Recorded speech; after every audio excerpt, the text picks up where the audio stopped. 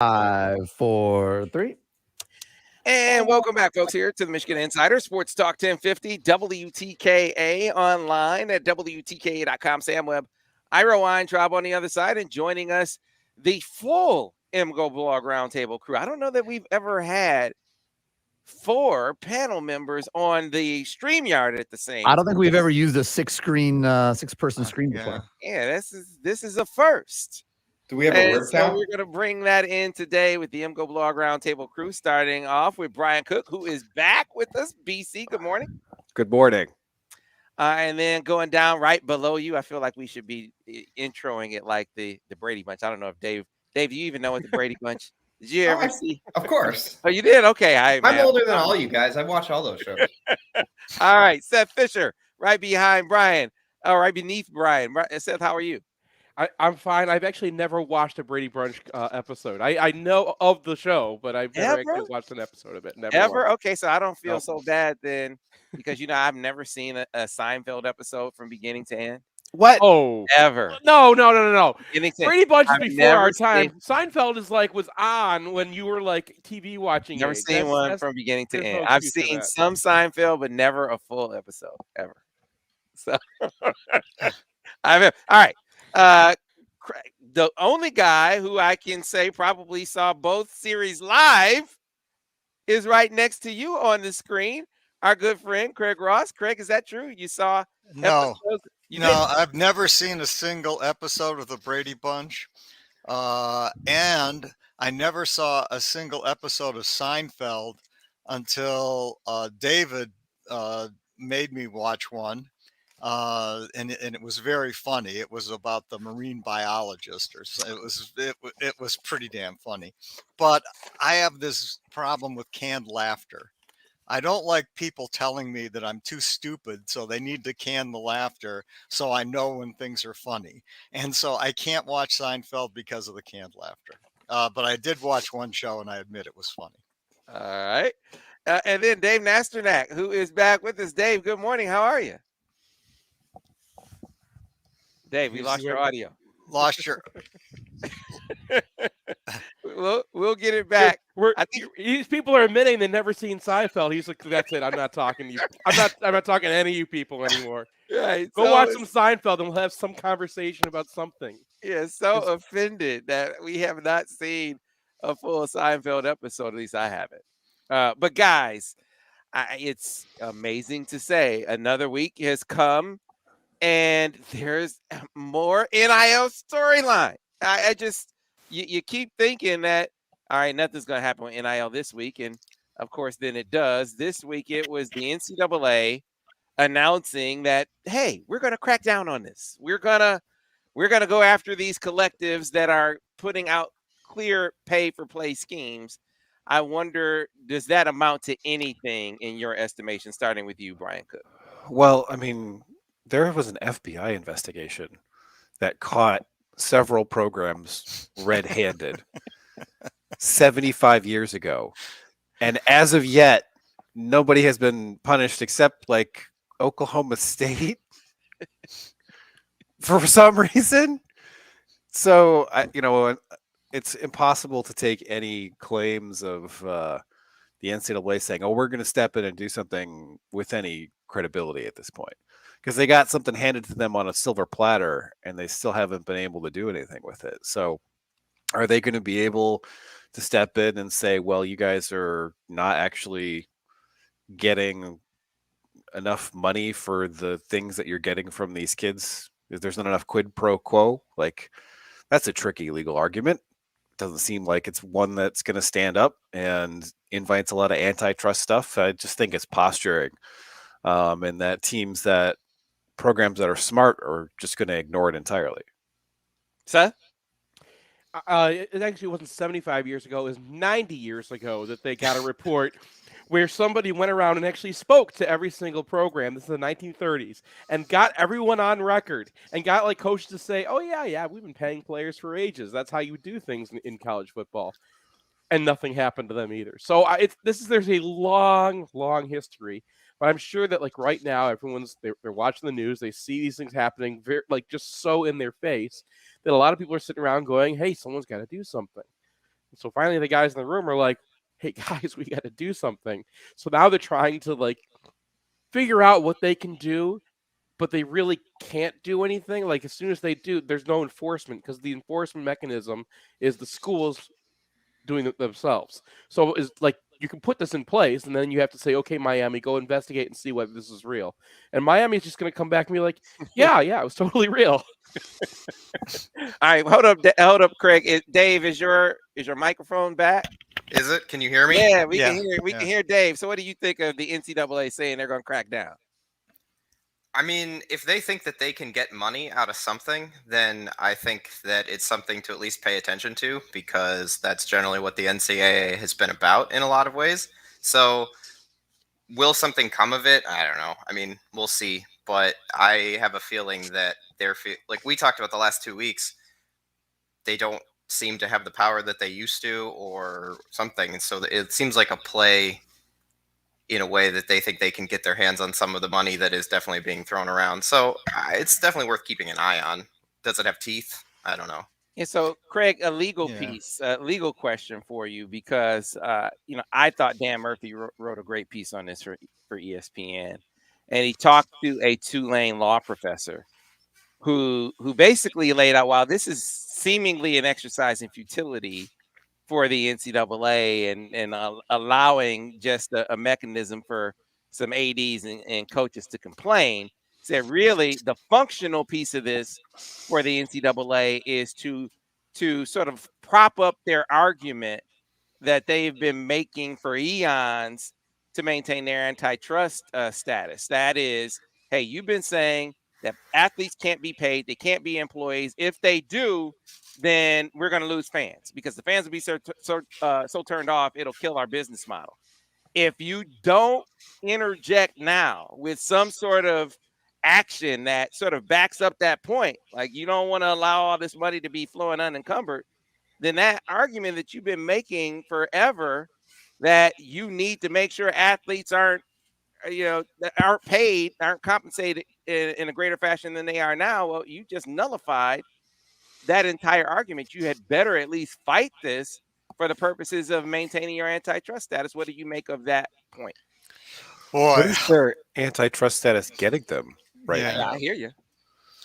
Like, yeah, that's the right question. I mean, I don't see that as salient, but I don't see the NCAA doing anything unless it's a circumstance.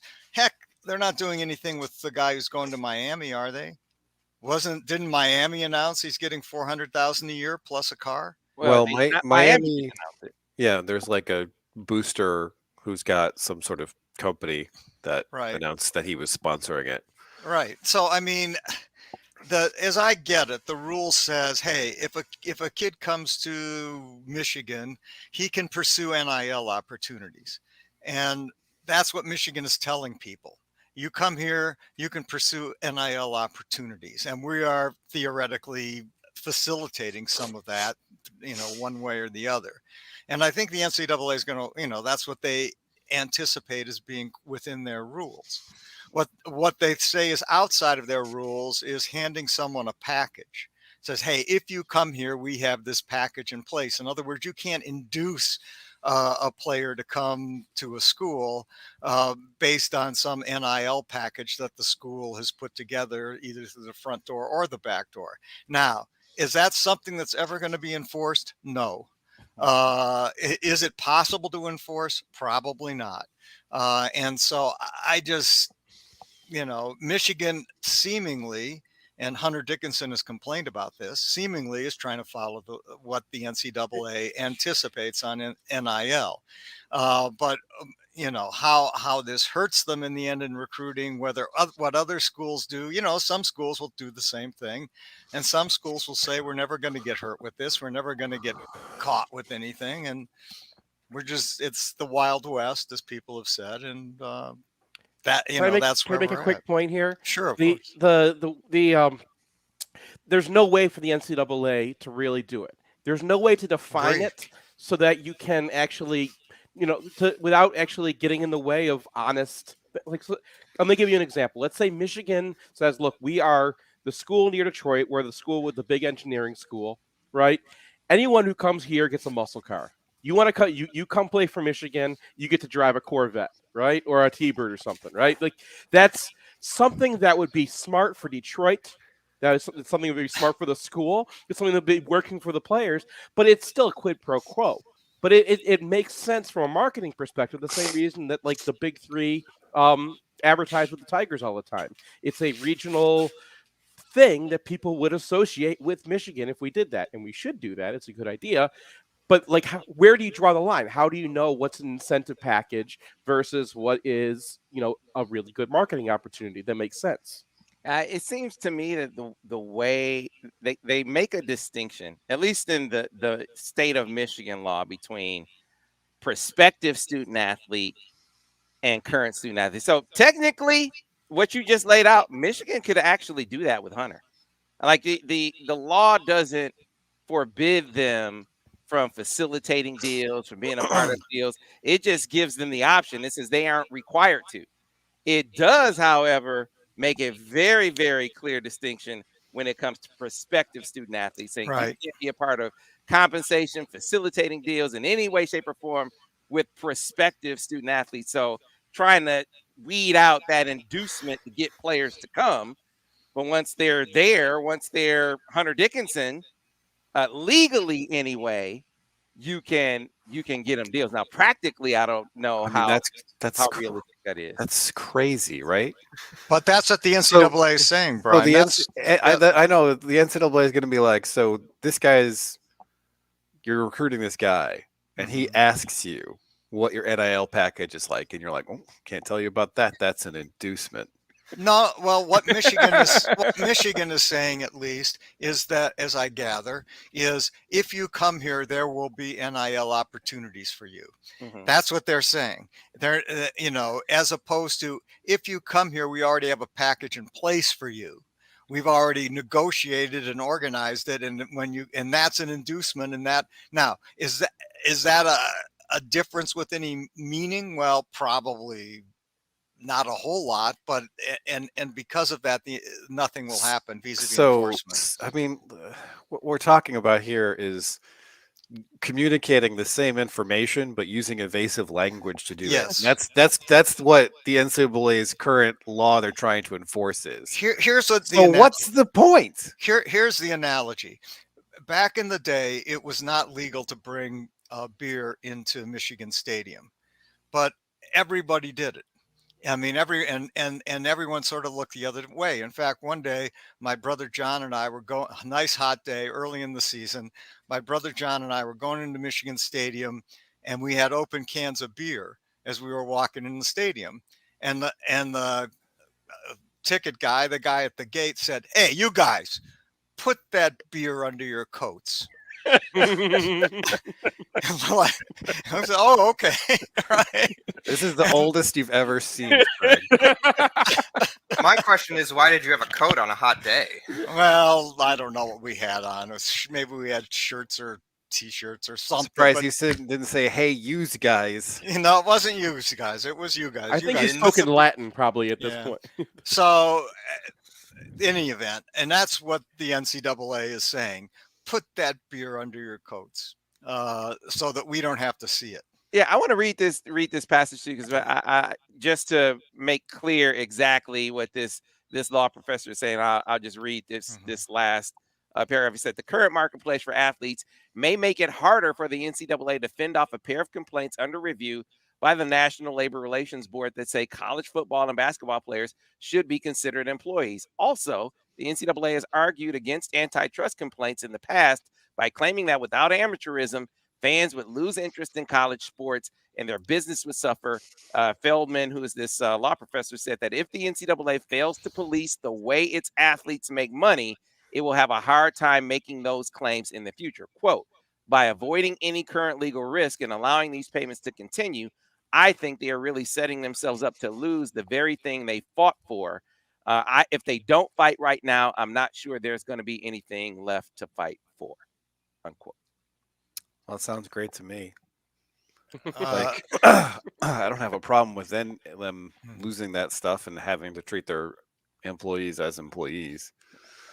Like, I mean, it doesn't this imply that players are going to unionize? well, I mean, I guess, and maybe should be allowed to unionize. I mean, know, it feels like that's where we're going. I guess at some level, a lot of these student athletes probably shouldn't be considered employees.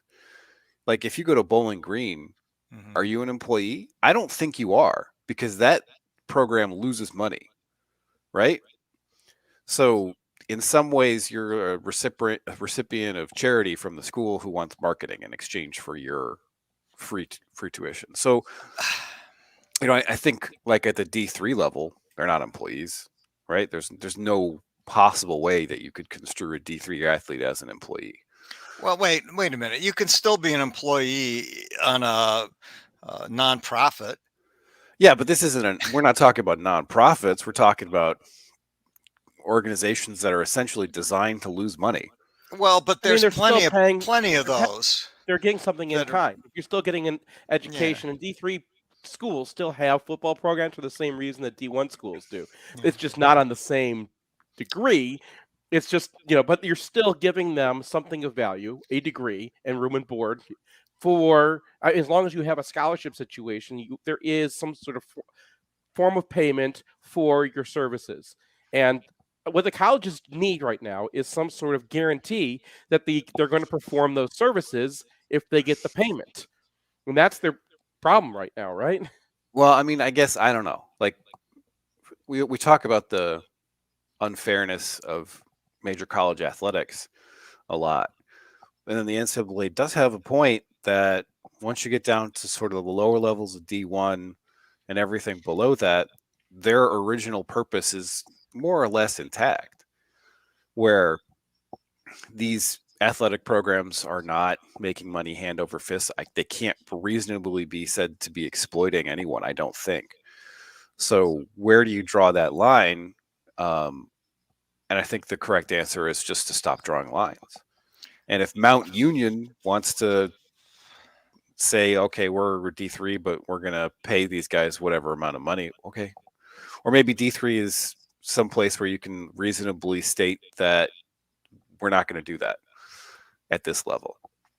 And if you don't like that, there are other levels for you to participate at. But that's not really something that people focus on. They always focus on, like, okay, what's Alabama doing? What's Michigan doing? What's Ohio State doing? And that's very fair. I mean, basically you're just talking about creating a salary cap and creating different levels of leagues where, look, it's just a competitive balance thing. And at that point, I think that makes total sense. That, look, we're going to have a league where Michigan and Alabama and Ohio State compete, where players can get paid so much in certain ways. Everyone gets a scholarship, but like we're going to have certain limitations on what you can and can't do, only because it's going to be a competitive problem otherwise. And I think that makes total sense. Yeah, I the question of employee or exploitation, these are esoteric as applied. Let's put it that way.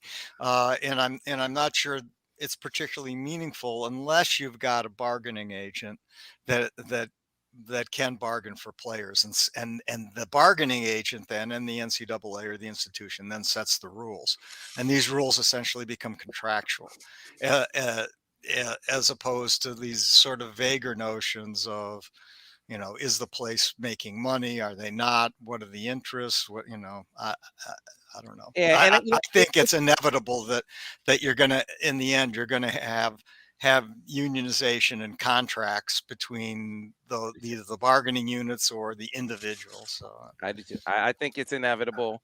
But it's a parallel discussion right now. Mhm. One that when we were talking last week about Kliavkoff and Sankey going to the Senate to talk about NIL and bringing some order to the chaos, they also were apparently going to be making mention of amateurism and making sure that we don't make athletes employees. They're going to be talking about that too. But the here and now of NIL and the portal, I want to focus on that for a bit more, because last week the discussion with Bill Martelli and Sadi Washington, I don't know how much of it you guys listened to, but there was a piece of it that really stuck out to me as one of the things that I really one of the things that I really like as far as the chaos that has ensued, relatively speaking, he talked about how the brotherhood among coaches is eroding.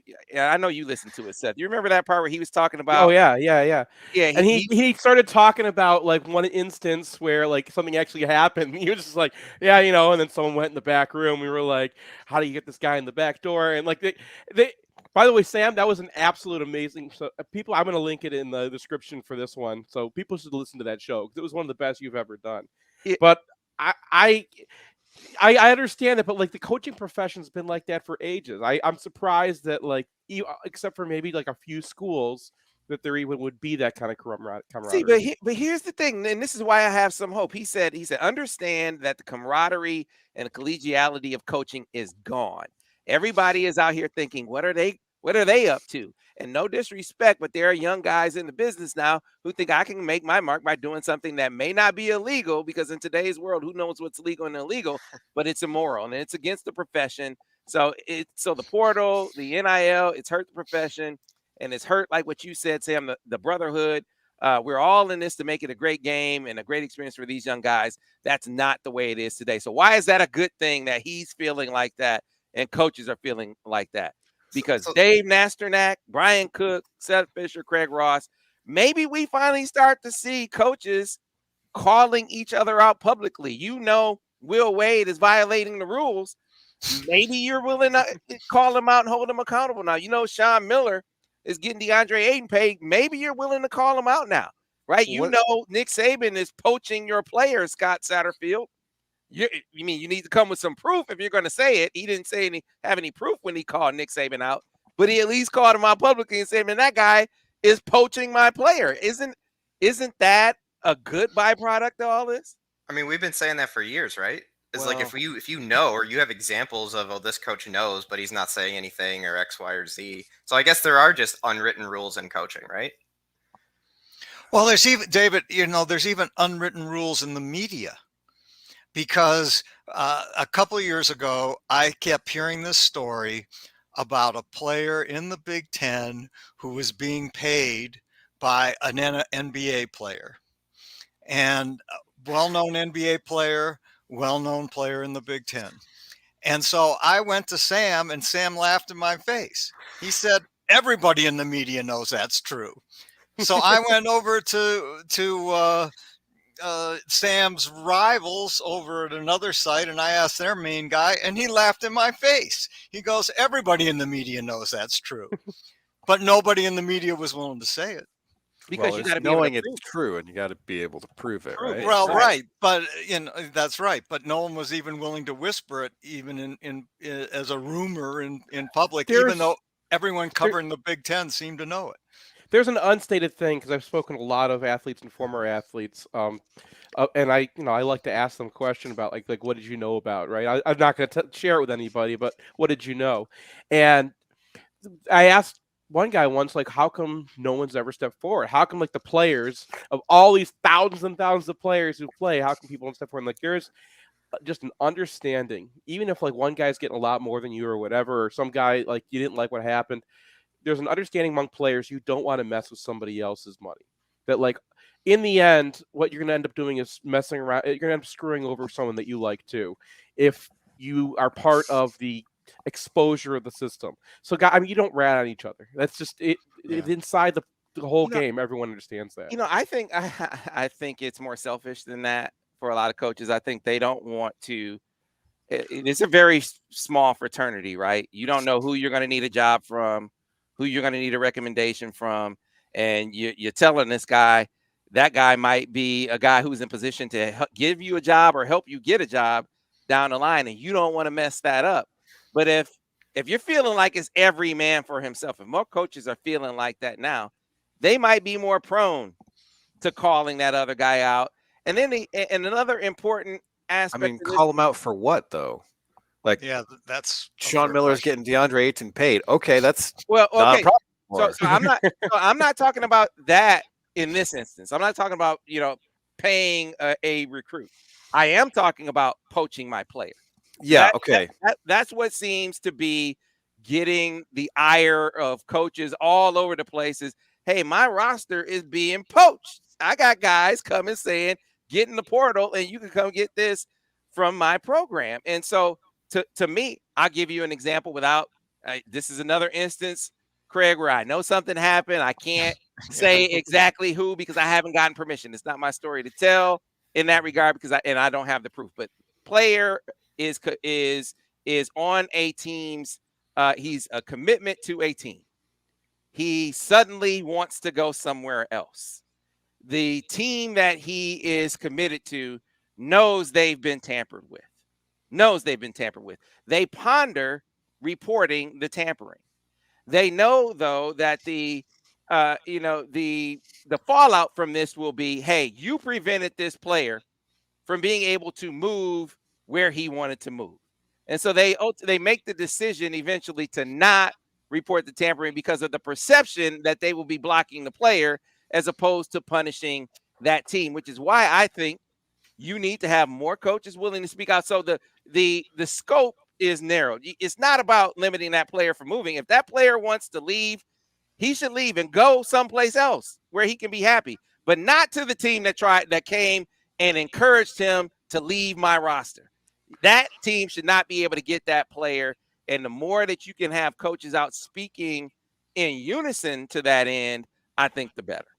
Well, yeah, I mean, I think the portal is not great for sports. Like the antitrust argument that the NCAA makes about money is obvious garbage. But I think they could probably make a pretty decent one about the portal because I don't think it's good for college basketball or college football. Like I don't like everybody in the sport having to be Kentucky every year where your roster is entirely different. And part of the joy of college sports is watching Xavier Simpson come in, and then everybody wants to throw Xavier Simpson overboard, including myself. I'm not exempting myself from this, and watching him turn into one of the greatest players in program history. Now, I wanted Frankie to do that. But when Xavier Simpson was in year 1 and year 2, if he transferred, he was going to have to sit out a year, and that was part of the reason that he stayed, I bet. And Frankie can just go to Arizona State and win 5 games in a season. He wants to do that. So good luck with Bobby Hurley. That's definitely a coaching choice that you could opt into. But I think if you're a fan of college sports, you want major college athletes to be considered employees. Because what can you sign an employee to, Craig? Well, you can assign an employee to a contract that you're going to stay. Right. So at that point, when And- they're getting money in exchange for services, you can legitimately say, well, we signed you to a 3-year deal and you have an NBA out, but you don't have a Bobby Hurley out. Right. So yeah, exactly so. And I think that, unionization or the process of signing contracts is a win-win. And the fact, I've never quite understood why the NCAA was fighting that. It seemed to me like a win for everyone, a win for the sport. well, I mean, they're mostly concerned about money, right? So the reason that they let free transfers happen is that was something that the muckety mucks didn't experience a cost about, right?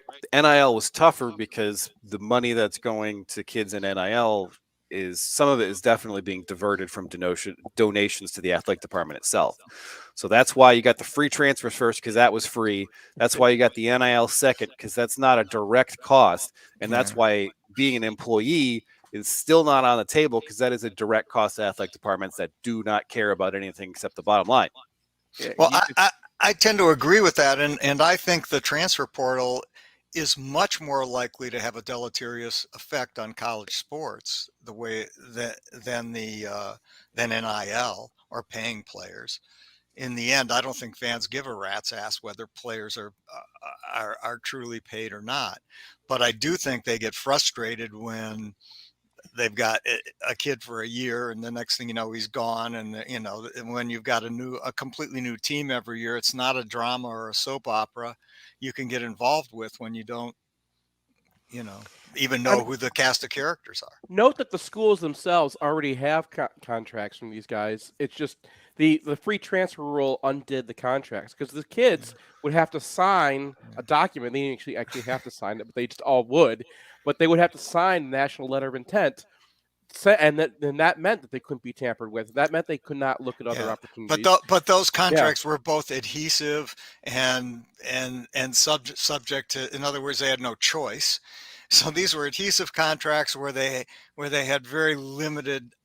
Can you say that in blogger dummy terms? I don't know what adhesive means. It means that you either signed it or you didn't play at all. You had no opportunity. There is a famous case that everybody knows, lawyer knows, Williams versus Walker Thomas. It involves the sale of appliances in Washington, D.C. I won't get into it, but the person involved signed a contract, and the court said, "Nah, Craig, everybody listening to this podcast has already gone through this ruling in detail, so please." All right. Never mind. You're right. I'm done. In any event, those contracts, Not the doctors, Brian. Yes, they have. We're all up on Wellington versus McIntosh or whatever it was. Yeah, sorry. No, right. No, you're right. You're right. I'm wrong. But no, I hope that you have more Scott Satterfields. Nick Saban, by the way, he totally surprise. He totally denied tampering. It's like, hey, guys come and then guys go, and they make decisions. How can you prove that? Like, especially in today's age with social media and everything, people are contacting each other through 10, 15 other ways. I know you're saying you can't be friends with somebody, or you can't have a relationship, or you can't have met someone somewhere and you're talking, and then, down the line, an offer is made or whatever. I mean, I agree with like the tampering side of it. Like, it's not good for sports and for coaches, and I don't know. I guess it's debatable for players, but proving that or saying, oh, well, I've known him for whatever amount of time because we camped together or something. and then if you can prove that, won't it just go to a third and fourth and 10th party? I mean, it's the same thing. Yeah, the transfer portal should be random. Like, you enter the transfer portal, you spin a wheel, and then like there's an algorithm that has like different schools, like based on like various stats and whatever, and then boom, it's like, all right, I'm going to Alcorn State. That'll make people think twice. Well, so Dave, you raise a great point.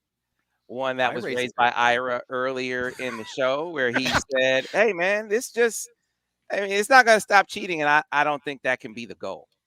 I mean, you can want to provide a reasonable deterrent for folks who are inclined to not break the rules, to not do so. Right now, guys who, not that Phil Martelli would do it, but guys like Phil Martelli who have always done things a certain way. I mean, why wouldn't they decide to do what everyone else is doing? There's no consequence to it. To not do so puts you at a decided disadvantage. You want to make it so you aren't. It's not the environment is not encouraging those guys to be different than they always were. And to me, just provide a reasonable deterrent, and that is a stiff enough penalty to where if you get caught doing it, maybe you lose 10 scholarships or something like that. You're right. Does it remove it to like a third party? Sure, it does. But the more people you involve in a process like that, the more susceptible you might be to getting found out. I mean, the more people that know about something like that, the more weakness you have in keeping it a secret. It doesn't always result in people getting caught. You're going to have a lot of people still getting away with breaking the rules, but you at least have some semblance of a deterrent out there where it doesn't allow for the Phil Martellis out there to feel like, hey, man, I got to be doing what everyone else is doing. I'm going to be losing ground. I mean, I just don't think anything other than bringing back some sort of restriction on movement is going to work. And you want to do that in a way that makes everybody feel like this is an okay thing to do. But yeah, the free for all, I think it's not great. And I don't want to be an old man about it, but I think that that the NCAA should probably be doing its best to restore some sort of restriction. Yeah, and I would ask kind of what Dave just said. So how do you do that now, especially if you don't bring players to the table? Well, I mean, I think you do. I mean, you gotta exchange something for that restriction. Now, Is the NCAA going to be inclined to do that? No, they're going to want to hoard all their pennies. But, if I was in charge of things, that's what I would do. I'd be like, all right, this sucks. Let's fix it. We can not pay our minor sports coaches $500,000. We'll figure it out, So, I mean, you could have that built in NIL deals where it's like, yeah, you have to give this back if you transfer. Like, I don't know if that's an inducement though, right? So now it's like Nigel Pack's getting $800K. Does he have to give that back if he transfers from Miami next year? Which I don't think he can do because it's a one-time exception for the Yeah, you'd transfer. have to sit out or file an appeal. Although it looks like a lot of guys are He transferring graduates. more than once. Yeah. So you get your free transfer, and then I think you get a grad transfer, and then I think people got like a COVID transfer. So I'm hoping that once the COVID years are out and stuff, things will calm down a little bit. Like there are a lot of transfers out there that are just like, I've got an extra year, let's go do something. Like Brandon Johns. I mean, that's a transfer that wouldn't happen except for COVID because he had 4 years at Michigan. So I'm hoping that things calm down in that regard a little bit, but really it's got to be some sort of restriction and something you exchange. Some responses. Zeke says you have to take back the play right away rule. You can't pay and let a kid come and go as they please. That's free agency. That's professional sports. These models don't match up for college sports. Linda comes in and says, at the point that college athletes are under contract to play, then college sports are nothing more than minor leagues pro sports, which are getting free player development. Hey man, I don't agree with that one because I still care about Michigan basketball, Michigan football. They're not minor leagues to me. I don't watch the NFL. Like I watch the Lions on Thanksgiving and I watch the Super Bowl and that's it because those games are not interesting to me. So the amount of interest I have in those sports has no impact on the contract. What it is like you get these guys and they're 17 or 18 and you get to watch them grow as people and players until they're 22, unless they blow up too fast and then they're gone. But that sort of develops a lot. It does happen a lot, and that's fine. There's always going to be some level of roster turnover. It's just that at this point, the free for all every year, that's not good. I 100% agree with that. I think college fans are into the drama, the soap opera, the development of the characters. And, right. Like and Hunter Dickinson is going to go to Breslin Center next year. Right. I want to see that. I want to see Tom Izzo decide that he needs to put Joey Hauser on Hunter Dickinson in the middle of that game, and I want to see his little veins bulge in his forehead, and I want Hunter Dickinson to make two short gestures. Practice the way I got to practice. Right, like, and that doesn't happen in year one of Hunter Dickinson. It happens a little bit in year one of Hunter Dickinson, but year three of Hunter Dickinson, where he is full-on Razor Ramon for the rest of the league, it's going to be amazing. I'm looking forward to that so much, and you don't get that without one, NIL, and two, Hunter Dickinson staying around. So I think NIL did a whole lot to keep Hunter Dickinson in college. That's a very big improvement, but we lost Frankie, man. I loved Frankie. All right, listen, we got to take a break. Because we really, really long there, but great conversation. We'll pick it up on the other side here on the Michigan Insider on Sports Talk 1050 WTKA, The Ticket. Yeah, I'm going to miss Frankie too. On the radio. You guys weren't surprised by Frankie, though, right? I mean, no, because you told us weeks ago that was problematic. So I don't understand. Like, it makes no sense. No. Didn't he go to 4 high schools? Yes. Well, this is his 5th school in his 5th year. And so this will be his 6th school in his 6th year. So it actually makes a lot of sense.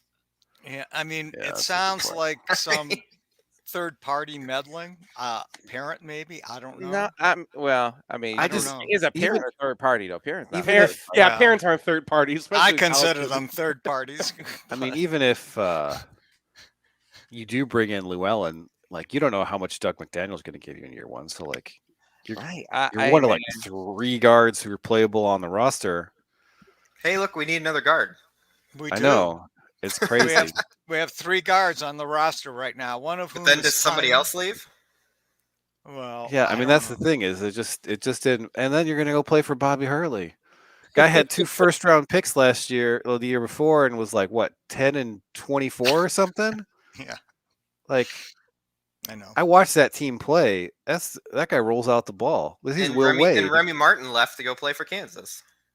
right? And then Alonzo Verge went to Nebraska, who was actually very good at Nebraska. I was like, Yeah, he was. Yeah, he wasn't bad. The it's like you go to Nebraska and you get better coaching. Well, I mean, they actually have a good coach. That's so. true. yeah, I don't understand the Frankie thing at all. It's crazy. I mean, he's the starting guard. Yeah, I mean, well, he's listen. the starting point guard next year. He's gonna get his minutes, and if he plays well, he's really gonna get his minutes. For a They'll team get that's signed. gone to 5 straight Sweet 16s, Right.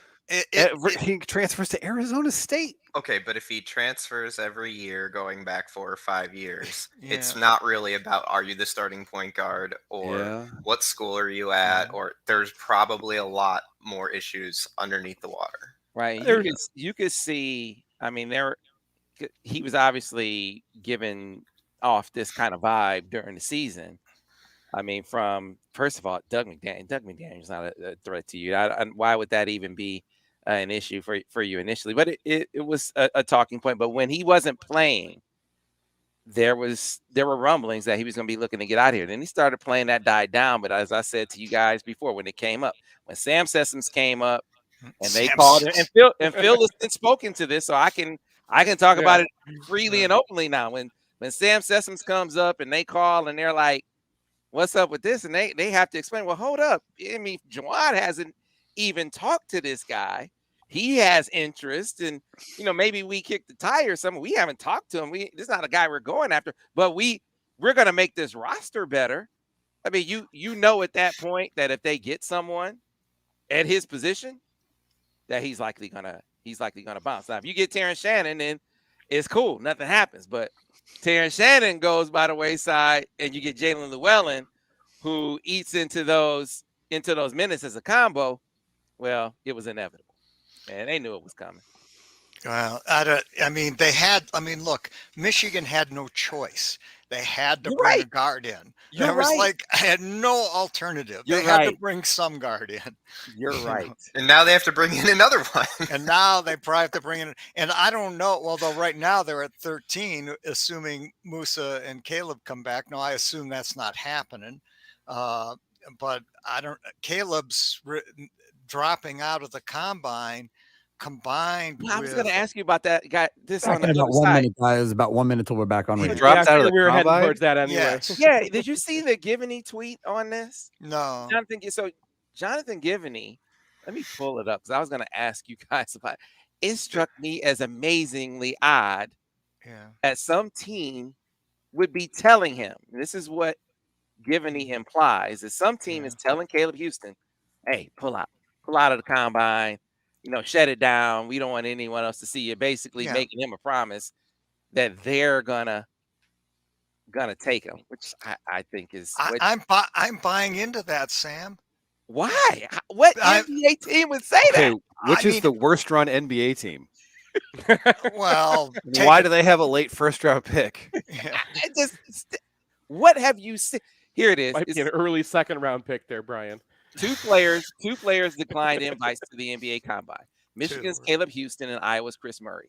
Back in about 10 seconds, guys. All right, I'll read this on here. But didn't Chris Murray say he's going back to Iowa? Yes, he did. Did Caleb Houston say he's going back to Michigan? No. No. All right, guys. So we go back what on radio what this dude is in saying makes 5, sense. 4, 3. And we are back, folks, here on the Michigan Insider Sports Talk 1050 WTKA, online at WTK.com. MGoBlog Roundtable crew, Dave Nasternak, Craig Ross, Seth Fisher, and Brian Cook. So, guys, I wanted to get to this. NBA Draft Combine. Moose is in it. Caleb was invited to. He declined. So Jonathan Givney, who is the Draft Express guy, one of the co-founders of Draft Express, he's a draft guru over at ESPN as well. He has an analytics service. Giving you the bio. He's a big time draft guy. So he tweeted about this after it was announced that Caleb Houston declined an invite. He said, quote, 2 players declined invites to the NBA Combine. Michigan's Caleb Houston, and Iowa's Chris Murray. For Houston, there will now be a lot of speculation about promises and shutdowns, and rightfully so. Chris Murray may very well be headed back to Iowa. So I'm thinking, well, wait a minute. So Chris Murray, he's headed back, but that's not the conclusion that you're drawing with Caleb Houston. Clearly, he's hearing from someone from somewhere that, yeah, they're telling Caleb to shut it down. Reason being that if he's available when they select, I'm assuming he's talking about first round, right? Do guys really shut things down to be a second round pick? Maybe. Some team is telling Caleb Houston they're going to take him in the first round if he's there. Well, maybe they're telling him that he'll be taken in the second round, and here's the deal they'll give him. Why would you do that though? Because like why? a team's talking to you. They're like, "Hey, we want to draft you. Don't participate in the combine in case someone else wants to draft you." That's correct. Like, what's the upside for Houston? Because everybody saw Caleb play this year, and they saw a guy who was an average athlete but had great length, and at least by NBA standards, at best, an average athlete with great length, who has a reputation as a shooter, but was a pretty good standstill shooter at Michigan this year, but that was it. And so they're afraid he'll go out in the combine and kill it. But they still like him. They like his ceiling. How could you watch Caleb Houston play basketball and be worried that he's going to kill it at the NBA draft combine? That's what I told you at the beginning of last season, as you recall. And everyone gave me the dope eye because I had said, hey, I watched him play all summer and he couldn't make a shot. And everyone said, oh, yeah, limited data points. I said, no, he didn't make a shot. And so, Craig, you did say that. You did say that. You rang the alarm bells. You raised the red flag for sure. I remember it vividly. And he came and shot at Michigan like he shot in that. What was it? I can't remember what it was. FIBA. In FIBA. Yeah. So you're spot on, which kind of makes the point, right? What NBA team, based on the sample space, even if you include FIBA, would look at it and say they've seen enough to bank on the reputation? Like you need to see. And let me be clear too.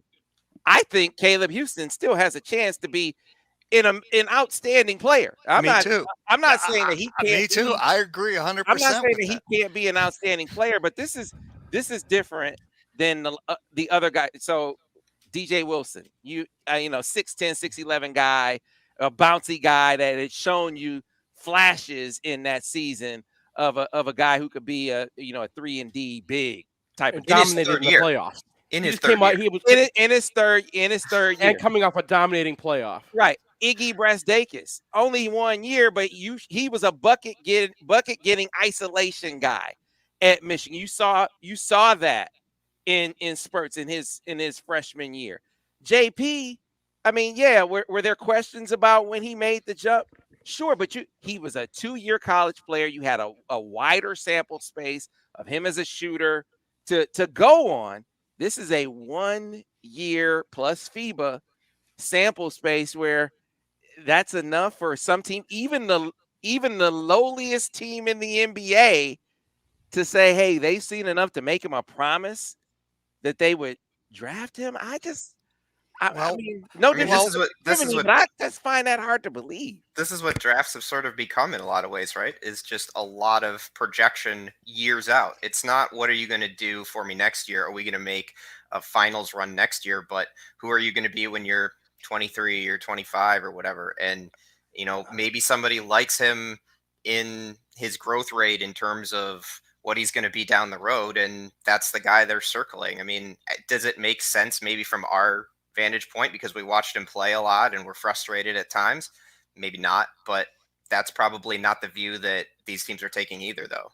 I mean, I find the idea that you would guarantee Houston a first-round pick based on last season. So he shot 43 from 2, 36 from 3, didn't really get to the line, didn't play make for others, had a turnover rate near 20, didn't rebound, like 103 O rating, was a poor defender, and doesn't seem to be a projectable athlete. Now, if you make that argument at Moussa Diabate, I completely understand. Like Moussa Diabate could have like put up no numbers last year, and I'd be like, yeah, there's only like 4 people in the entire world shaped like him. There's an NBA team is going to take a flyer on him. But you're talking about a 6'8" below the rim player with no lateral agility. Like, that's the kind of guy who I don't understand, because he has the profile athletically of a guy who stays in college for 4 years and burns up the nets. And the NBA being like, oh yeah, this guy can play is, I mean, I'm as confused as Sam. I just don't get it. The only plausible thing I could come up with, and this is just me pulling this out of thin air here, is maybe it's not an NBA team telling him this. Maybe it's his group telling him, look, if you go to the combine, the only thing you're going to do is show everybody that you're what you like. Play. They're going to get a really good look at you. I mean, That did cross my mind. Like Caleb Houston not doing a combine would be like something their agent would say, and you'd be like, yeah, that's a good idea. You're right. Let's just go on the tape. Yeah, well, look, that would make more sense than, because clearly Givney is hearing this from like, he's not just making this up. Because if you're purely speculating, you would throw out, hey, maybe he's injured, or maybe he's going back. He only said, hey, it's reasonable to speculate about promises and shutdowns. That means someone's telling him that message is being delivered to Caleb. Now, is he getting that from the NBA side, or is he getting that from the Caleb side, where there's an agent, or who knows? But I just find it hard to believe, based on what we've seen, that there's an NBA team that's saying that. Well, here's the thing. Someone could believe, it's not completely implausible, that you've got a 6'8" guy, maybe a little better than 6'8". Brian's tall, man. That's to do the what? worst idea in the world. Eric just trying to curry favor because he don't want us to talk about John Morant. That guy owes Michigan. So Tolbert, for people on the radio, Sam, you might want to. Oh yeah, Eric. So Eric Tolbert says, I draft Brian before I draft Caleb Houston. So At least he didn't say Craig. yeah, Although Craig probably has more game than I do. probably. Although can we find well, out? I don't want to go that far. Can we set up a situation where we find out No. one-on-one? Okay, No. so here's a 6'8" guy, maybe even a little bit bigger than 6'8", who's what is he 19 years old? 19. 19, a 6'8", 19-year-old guy who has some history or some noise about really being a good shooter. And so isn't it possible that somebody says, if I wait a year or two on this guy, I got to spend a lot of capital, but I can grab him now, throw him in the G League for a couple of years, and we'll see what we end up with. It doesn't strike me that's impossible. But my question is this. I have 2 questions. Yeah, Duncan Robinson didn't get drafted, someone said. And yeah, couldn't he be Duncan Robinson? No, because he did not make anything except a standstill three-pointer at home this year. Well, He cannot shoot on the move. I'm having a hard time arguing with this. He's also 19. But look at the other tea leaves here. Has he announced he's coming back to Michigan? No. Not yet. I mean, so, on the other hand, is Michigan actively in the transfer portal right now? Not They that I can hear. I mean, they should be, because They should be, because Moosa's probably gone. Yeah. We're out of time. Tepid at best. I think that part of it is there's no available scholarship at the moment, but to your point, you can anticipate one. But I think they're also looking to see who's going to pull out of the draft and be available. I see. In the portal as well. So I think there are a couple of things kind of playing there for them. But great discussion as always, fellas. Summertime MGoBlog Roundtable is still really good MGoBlog Roundtable. So looking forward to doing it again next week. We'll be back tomorrow here for the rest of you folks on the Michigan Insider on Sports Talk 1050 WTK, The Ticket, the official voice of University.